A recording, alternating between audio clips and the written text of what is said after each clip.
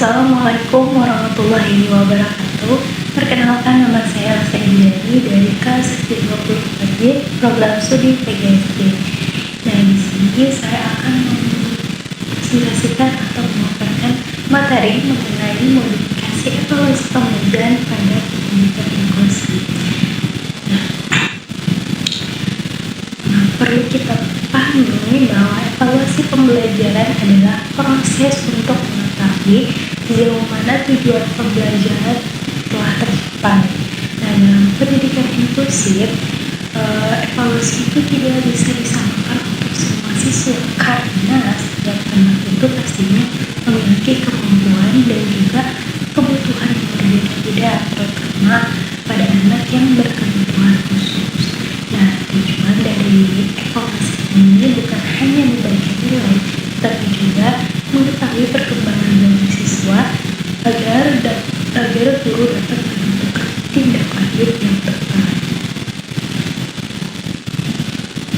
Nah, dalam evaluasi anak berkebutuhan khusus itu terdapat 3 tahapan, yaitu tahap perencanaan evaluasi, pelaksanaan evaluasi, dan juga laporan hasil evaluasi. Nah, pada perencanaan evaluasi, pada tahap ini guru itu menentukan kompetensi yang akan dinilai, jumlah nilai, dan juga menyiapkan instrumen yang sesuai dengan kemampuan siswa.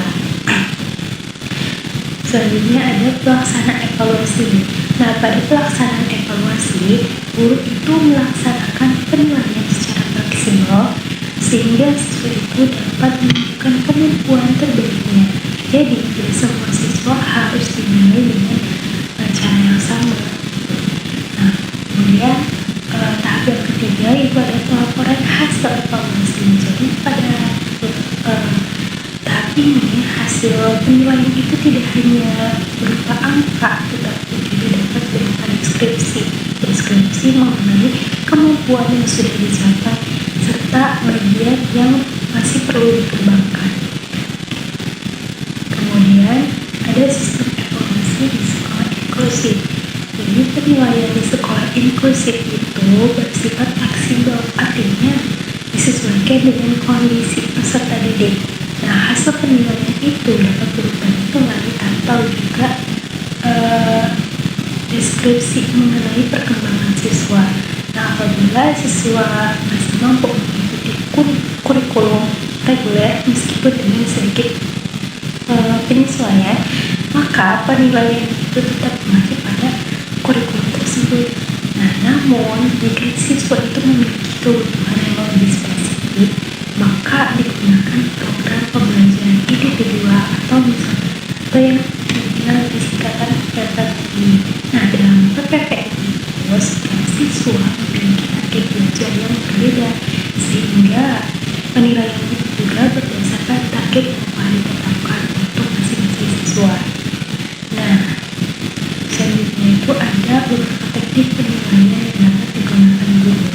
Nah, ada beberapa penilaian, yaitu penilaian kerja, penilaian sikap, penilaian tertulis, penilaian kognitif, dan juga penilaian proyek. Nah, pada penilaian indikatif itu yaitu menilai kemampuan siswa saat melakukan praktik atau demonstrasi.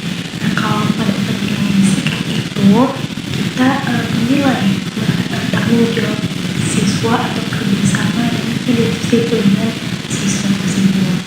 Nah, kemudian pada penilaian tertulis itu seperti soal tertulis biasa, misalnya kayak PG, soal pilihan ganda atau uraian esai, seperti itu.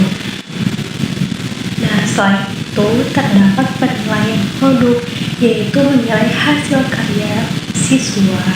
Kalau ada juga portofolio, yaitu dokumen hasil pekerjaan siswa selama proses pembelajaran.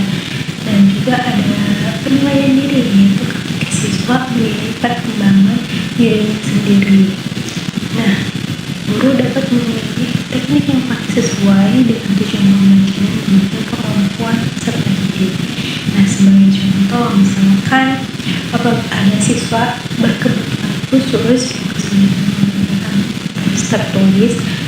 juga dapat menggantinya dengan penilaian yang praktik atau misalkan wawancara. Dan itu kemampuan siswa itu tetap dapat diukur secara adil.